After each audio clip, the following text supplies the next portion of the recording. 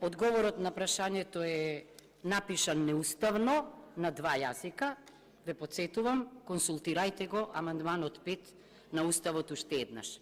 Второ, благодарам за одговорот на прашањето, меѓутоа не сум задоволна од следниве причини. Точно е дека нормативно, институционално и во поглед на кампањите се превземени многу активности. Меѓутоа, нормата може да биде илузионизам ако не се спроведува. Институционалната структура може да не биде плодотворна, како што е случајот кај нас. Кампањите може би значат на некој начин само залажување дека го решаваат проблемот, меѓутоа се лет во место. Што сакам да посочам?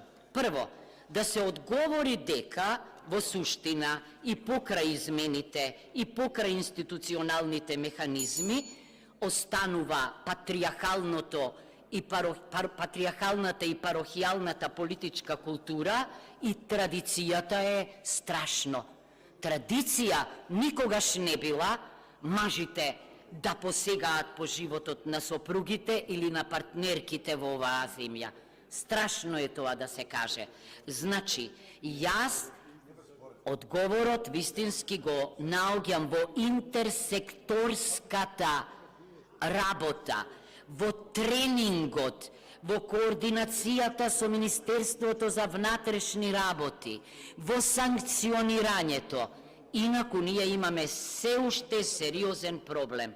Замислете, за 4 години 14 случаи на фемицид, 19 убиства, бара не кампања, бара крик од нас жените, ама и од мажите. Значи, зафатете се со меѓусебна соработка на сите органи што имаат врска, со тренинг на луѓето кои се во Министерството за внатрешни, во Министерството за труд и социјална политика, со постојана соработка со невладиниот сектор. Меѓутоа, јас мислам дека ние треба на потек да бидеме. Како? Со надзорна расправа за спроведувањето на овој закон 3 години потоа. Тоа е вистинскиот одговор. Јас започнав да ја реализирам оваа задача, меѓутоа уште во стартот најдов на отпор.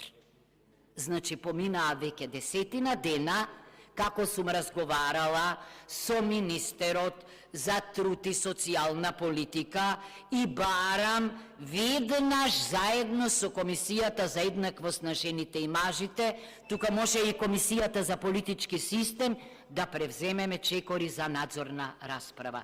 Не заради мене, не заради жените, заради општеството. Благодарам.